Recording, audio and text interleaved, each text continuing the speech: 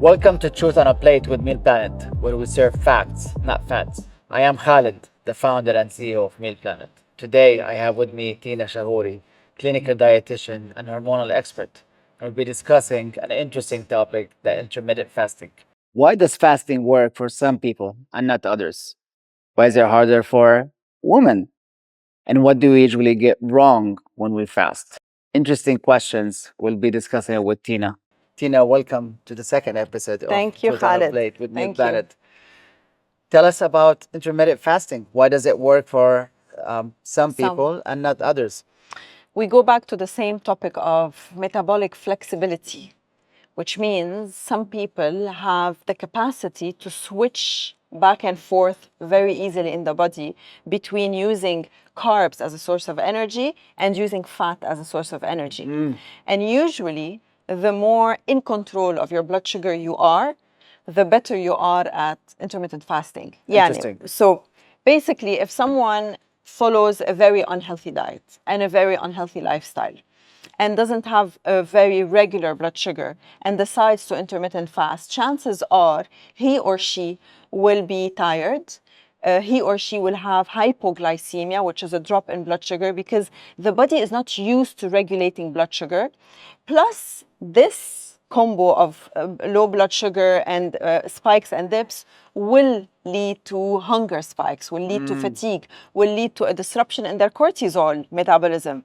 So instead of benefiting from intermittent fasting, because most people do intermittent fasting, most people for weight loss, although it's a great longevity tool as well. But if their aim is weight loss and they're doing it at the wrong time or with the wrong circumstances, it actually backfires. When you say wrong time, so when you choose the time slot where you want to eat, is it better to stop earlier? Is that what you're saying?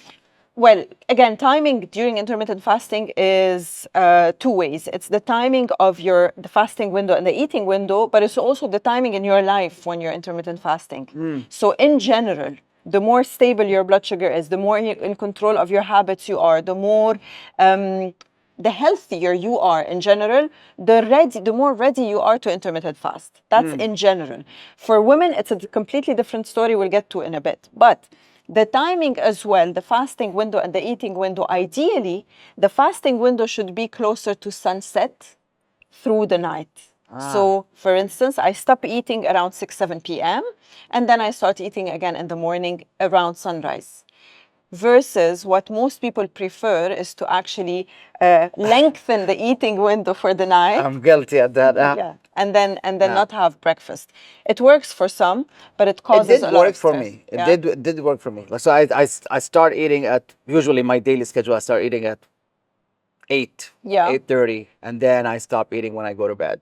But I don't constantly eat. Yeah, I mean, ideally we train patients, clients to start with a 12-12, which is I finish, let's say, eating at 8 p.m. and I start at 8 a.m. That's a good training. I do it for like 3 weeks, 4 weeks, 5 weeks, and then I extend the fasting window 1 hour, 2 hours. Sure. And this is mainly true for women because they are a bit more sensitive to intermittent fasting. Because of their hormones. Because the fasting effect on the body is also linked to the cycle of their hormones. So for instance, in a woman's cycle, the monthly cycle, if she fasts closer to her period or to her ovulation, she is stressing her body. So the longer fast, if she wants to do intermittent fasting, it would have to be between day 1 to day 10 of her cycle.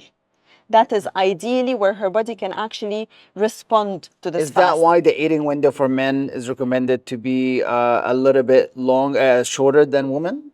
Yes, this is why it's easier for men to have a shorter eating window and a longer fasting window because they don't have these hormonal fluctuations. Gotcha. But again, a man who has unstable blood sugar and an unhealthy lifestyle is equally sensitive to intermittent fasting like any other woman who has hormonal fluctuations and so on. So it's not just men versus women, it's also how stable your blood sugar is. And that leads me to my last question. Where do we go wrong? What do we do wrong when we do intermittent fasting? Listen, the first mistake people do with intermittent fasting is under-eating during the eating window. Because if you intermittent fast, you also notice that after a few weeks, your appetite is much less when you're sitting to eat your meal. Correct. So you fall in the trap of, I don't seem so hungry, I'm going to eat less. So you eat less on that when you break the fast. And then you end up snacking and eating more and snacking and eating more. So you spend the eating window munching. This is very wrong.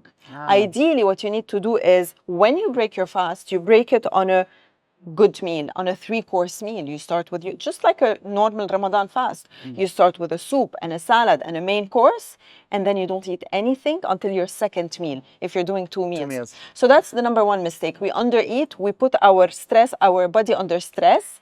And a rule of thumb, a stressed body, a fasting, if you put a stressed body under intermittent fast, you're exacerbating the stress.